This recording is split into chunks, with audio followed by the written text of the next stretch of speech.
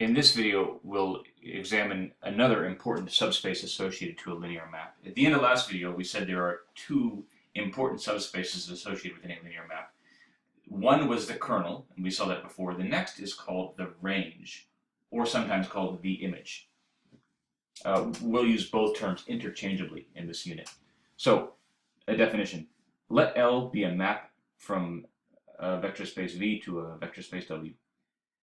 Some terminology. First of all, if some little x in V is mapped to y in W, we say that x is mapped to y. Now we can define the range. The range of the linear map L is simply all y and W that have something mapped to it. In other words, all y and W such that y is equal to L of x for some x in V. I will use the words range and image interchangeably. So the phrase range of L and the phrase image of L mean the same thing. Let's look at an example. Consider the linear map L, which goes from R to R2. Remember that R is a vector space. It's a one-dimensional vector space. So my linear map from R to R2 is defined as follows. Let L of x be the vector x, x. And let's think for a moment about the range or the image of this linear map. So first of all, it's important to note that not everything in R2 is in the range. In particular, if you take any vector in R2 where the x and y coordinates are distinct, then such a vector is not in the range. For example, if we choose the column vector 2, 3, and we try to answer this question, L sends what element to 2, 3? There simply is no element that is sent to 2, 3 by L. So 2, 3 has nothing mapped to it by L. Once more, if we want to try to draw a rudimentary picture of these vector spaces, here's R, here's R2, and so this map L goes from here to here. And if you pick out the element 2, 3 right here, then there is simply no arrow over here which lands at 2, 3. They all go to other things. So where do the arrows land? Or what are the set of elements that have something mapped to them? Well, it is simply the set of all elements which look like this, which look like x, x. And those elements are easy enough to draw in R2. The set of all elements where the x and y coordinates are equal is just this line, the line y equals x. So this map right here is the image or the range of this particular linear map L. Now, that's not just any subset of R2. This thing right here is in fact a subspace of R2. It's a line that goes through the origin. And that's no coincidence. You might suspect what's coming next. Let's take two elements, y1 and y2, in the range or the image of L. So by definition, since these are in the range, we know that y has something mapped to it, and similarly, or y1 has something mapped to it, and similarly y2 has something mapped to it. That is, y1 is equal to lx1, y2 is equal to lx2 for some x1 and x2 in L. Now let's take y1 and y2 and add them together. Well, of course, y1 plus y2 is L of x1 plus L of x2. And now let's use the fact that L is linear from here to here. And so now we've shown that y1 plus y2 has something mapped to it, namely x1 plus x2 maps to y1 plus y2. Hence, y1 plus y2 is in the image of L, or range of L. So that shows that image of L is closed under vector sums, and it just takes a single line to show that L is also closed under scalar multiples. If y1 is in L, let's take the scalar multiple r times y1. L of ry1 is r times L of y1, using again the fact that L is linear. And, oops, typo, sorry, one moment. Sorry, here's our element y1 and the scalar multiple r times y1. Y1 is L of x1, so ry1 is r times L of x1, and then here's linearity of L. R can be moved inside the argument. And so we've shown that ry1 has something mapped to it, namely r of x1, and therefore ry1 is in the image as well. So there we have it. The image of L, or the range of L, is closed under both vector sums and scalar multiples, hence is a subspace. Here's the theorem. But let's be careful. The image of L is a subspace of W, not of V.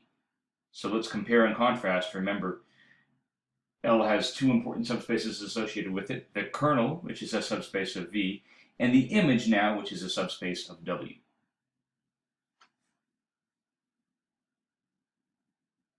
Let's give some terminology and then look at an example. If the image of L is all of W, that is, if everything in W has something mapped to it, then we say that the map L is onto. Now, our example. Let L be the linear map R2 to R3, which maps XY to XY0.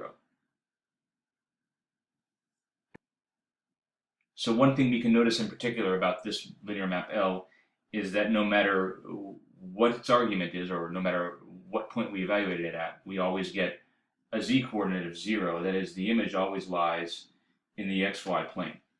And therefore, any element of R3 with a z-coordinate non-zero can't be in the image of L. In particular, 0, 0, 1 isn't the image of L. So this map L is a linear map, but it is not onto. For our next example, let L be a map from R3 to R2. L maps the 3 vector xyz to the 2 vector x plus y plus z, y. We claim this map is onto.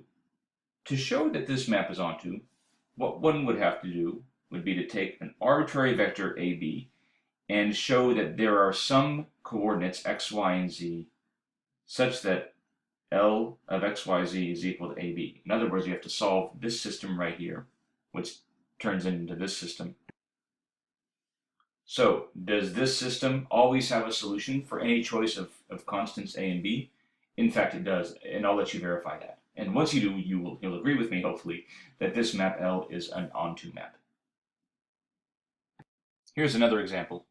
Consider the map L from R4 to R3, which is given as follows. L of x, y, z, w is x plus y, z plus w, x plus z. Let's see if we can describe a basis for L. Well, let's begin by taking an arbitrary element in the image of L, which is this thing right here, and factoring out the scalars x, y, z, and w. And if we do that carefully, we can see that an arbitrary element in the image is a linear combination of these 4 vectors. So evidently, the image of L is spanned by these vectors. But here's the problem. It's true that the image of L is spanned by these vectors. These vectors, however, are not linearly independent. You can verify this for yourself in a standard way by placing them in a matrix or trying to see find solutions for a corresponding homogeneous equation. Or you can simply note where these vectors live. These are 4 vectors in R3.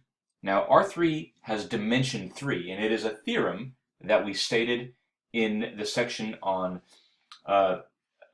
basis that an n-dimensional vector space in an n-dimensional vector space, any collection of vectors with more than n elements must be linearly dependent. I'll write that down because I didn't say it so well. Here's my recollection. If dimension v is equal to n, then any set of n plus 1 vectors must be a linearly dependent set. So since these vectors come from R3 and there are 4 of them, they must be linearly dependent. So they can't give you a basis of L, although they do span out. So to obtain a basis of L, well, we have to start with this set and obtain a basis. We have several, or in fact 2 ways of doing that. One way is to line these vectors up as column vectors in a 3x4 matrix and row reduce that matrix.